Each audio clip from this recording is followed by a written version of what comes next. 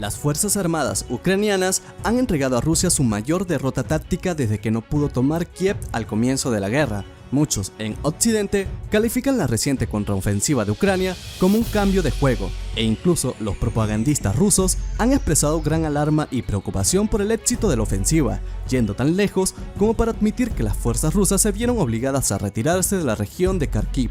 Pero, ¿cómo en el mundo fue esta contraofensiva tan exitosa? ¿Y esto pone en riesgo el uso de armas nucleares por parte de una Rusia desesperada? Pues vamos a averiguarlo en este video donde analizaremos estos puntos claves, así que quédate con nosotros. Recuerda apoyarnos con un like y una suscripción para seguir sacando contenido de calidad para ti. Sin más, empecemos con el video. La contraofensiva de Ucrania comenzó el 6 de septiembre, pero había estado gestando durante semanas antes. Con mucha fanfarria, Ucrania anunció una importante acumulación de fuerzas en el sur, destinadas a retomar Kherson. La ciudad es estratégicamente importante, un centro en el sur de Ucrania que permitiría a las fuerzas ucranianas empujar incluso más profundo en el sur e incluso atacar a Crimea con municiones de largo alcance. Con un ataque a las bases aéreas aquí en Crimea a principios de agosto que dejó muchos aviones rusos destruidos o dañados, un ataque a Kherson parecía una amenaza seria. La acumulación de fuerzas ucranianas incitó a Rusia a desplegar 10 grupos tácticos de batallón hacia el sur para retomar la región. Todavía es demasiado pronto y los detalles siguen clasificados, pero empieza a parecer como si el ataque de Kherson tuviera el objetivo de extender demasiado la línea rusa sobre el río Dnieper. O quizás Ucrania simplemente explotó las posiciones rusas debilitadas en el norte. Lo que es seguro es que, si bien el ataque a Kherson ha hecho algunos progresos modestos, Rusia ha sido absolutamente derrotada alrededor de Kharkiv, con una retirada a gran escala por parte de los rusos, y entró en pánico porque decenas de millones de dólares y equipos y municiones simplemente se quedaron atrás. La clave del éxito de Ucrania comenzó con un sistema de armas, la artillería de alta movilidad Rocket System, desarrollado y enviado por los Estados Unidos y proporcionado a Ucrania en pequeñas cantidades a principios de verano. Temeroso de cometer grandes cantidades de sofisticados equipos que podrían terminar destruidos o capturados por la potencia de fuego rusa superior, la docena de unidades HIMARS suministradas inicialmente fueron puestas en servicio inmediato y hábilmente devastador uso por parte de los ucranianos. Los HIMARS combinan una autonomía muy superior a la tradicional artillería con precisión, lo que permitió a las fuerzas ucranianas atacar a Rusia donde más le dolía, con un alcance de unas 57 millas o 92 kilómetros usando cohetes estándar y 190 millas o 300 kilómetros usando el sistema de misiles tácticos del ejército. HIMARS permitió a Ucrania llegar a áreas de retaguardia enemigas y devastar los puestos de mando y los centros de suministros. Altos oficiales rusos que ya estaban en peligro de extinción en el campo de batalla de Ucrania, ahora estaban siendo asesinados desde decenas de kilómetros de distancia. Esto obligó a la reubicación de los puestos de mando a 100 millas o más de distancia de las líneas del frente. Este simple movimiento fue devastador para un ejército con una fuerte estructura de mando de arriba hacia abajo. Las fuerzas rusas carecen de un fuerte cuerpo de suboficiales gracias a una gran dependencia de reclutas y dificultad para mantener a los soldados profesionales interesados en el reenganche. Esto significa que los oficiales superiores a menudo tienen que estar en la línea del frente o cerca de ellas para garantizar que sus órdenes se lleven a cabo. Pero ahora de repente era muy peligroso para ellos estar en cualquier lugar cerca del frente, obligándolos a retroceder y dándoles menos control operativo sobre sus unidades. Pero tendremos más en eso cuando discutamos la razón por la cual las unidades ucranianas tienen más éxito que las unidades rusas. No solo había que mover los puestos de mando, sino también los depósitos de municiones y combustible. Con varias semanas de operaciones de modelado, Ucrania preparó el terreno para la contraofensiva. Rusia, mostrando una ineptitud increíble, se mantuvo en gran parte al margen y permitió que estas operaciones de modelado se llevaran a cabo. El resultado final fue catastrófico, ya que Ucrania destruyó enormemente cantidades de suministros logísticos y obligó a Rusia a mover sus centros de suministros lejos del frente. Esto tuvo el efecto directo de limitar la maniobrabilidad de las unidades rusas, que ahora tenían que esperar el doble o incluso el triple de tiempo para reabastecer de lo que normalmente lo harían. Ser forzado a sentarse de brazos cruzados es una buena forma de perder en una guerra moderna, como descubrió rápidamente Rusia. Otras armas estadounidenses que Ucrania usó de manera excelente para dar forma al campo de batalla antes de su contraofensiva fue el misil HARM.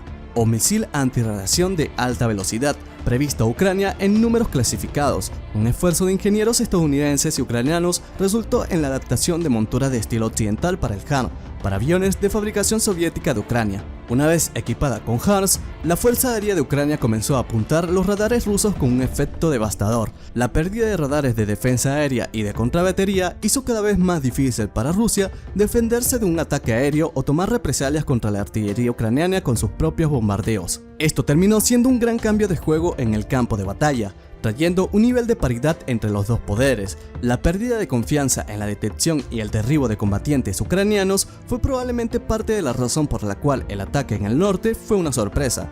Un avión de reconocimiento ruso y los drones aparentemente no se usaban en grandes cantidades, probablemente por temor a ser derribados. La siguiente razón de la contraofensiva tremendamente exitosa de Ucrania son sus fortalezas militares, fundamentalmente sobre Rusia.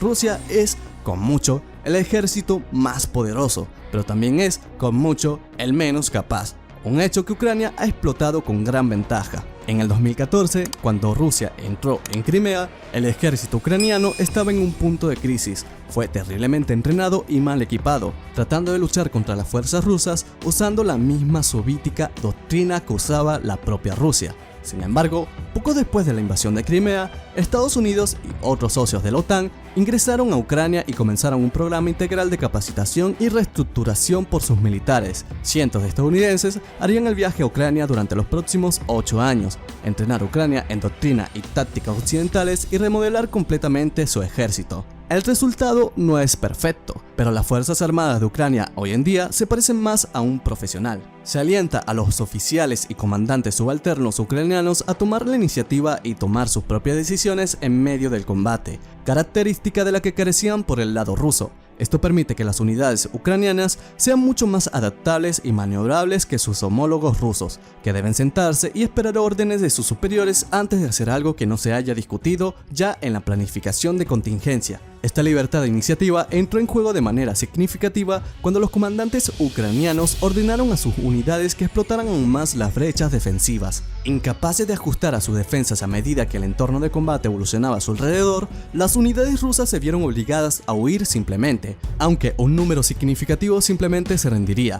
La penetración de las líneas rusas permitió que los blindados ucranianos y la infantería mecanizada entraran en las áreas de retaguardia y causaran estragos entre las unidades de apoyo ligeramente defendidas allí, tales como las unidades de artillería y apoyo. Esto solo agravó el creciente pánico entre los rusos, provocando aún más retiradas no autorizadas. Una vez que se explotaron las brechas en las líneas rusas, la estructura fundamental del ejército ruso actuó directamente en su contra. Rusia es fundamentalmente un ejército de artillería. Sabe que está superado tecnológicamente y profesionalmente por sus contrapartes occidentales y por lo tanto han tratado de lograr cierto nivel de paridad con el oeste, desplegando importantes fuerzas de artillería, superando en número incluso a los Estados Unidos en el turbo y artillería de cohetes. Sin embargo, gracias a esta excesiva confianza en la artillería, significa que una vez que su frente se ha visto comprometido, es poco lo que puede hacer el apoyo ruso. La artillería es lenta, incluso cañones autopropulsados y poco adecuados para defenderse de una ofensiva mecanizada de movimiento rápido sin infantería en el camino para frenarlo. Una vez que las fuerzas ucranianas avanzaron las líneas rusas, las tripulaciones de artillería no tuvieron más remedio que huir, a menudo dejando atrás su equipo. Otra diferencia clave entre las fuerzas rusas y ucranianas no es solo el entrenamiento o la doctrina. Las fuerzas rusas saben desde hace tiempo que están cada vez más desmoralizadas por la guerra demoledora en Ucrania. Para empezar, ninguno de ellos veía a los ucranianos como enemigos antes de la guerra, sino más bien como una nación hermana. Luego, cuando comenzó la guerra, se les prometió una rápida victoria y que los lugareños los recibirían con abrazos y flores. En cambio, la ofensiva para tomar Kiev fracasó, mientras que las tropas rusas en el este se encontraron con cócteles Molotov.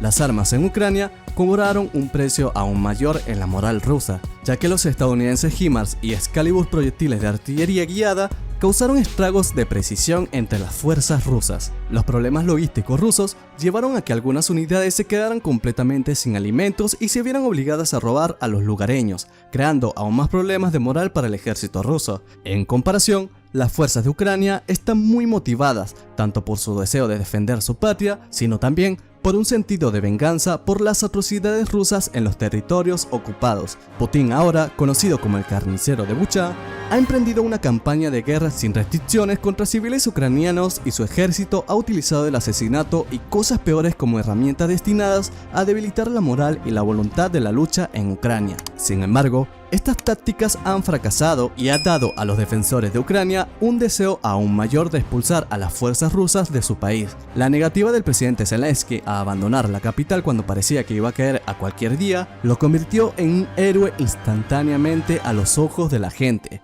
y le dio a la nación un impulso moral muy necesario. Los rusos no saben por qué están luchando. Los ucranianos, por otro lado, saben exactamente lo que está en juego si no lo hacen. Las tropas ucranianas no solo están mejor entrenadas y cada vez mejor equipadas, están también mucho más motivadas para luchar que los rusos. Mientras que el número exacto aún no se desconoce dado el secreto de la operación en curso, se estima que hasta 3000 rusos pueden haberse rendido a los ucranianos.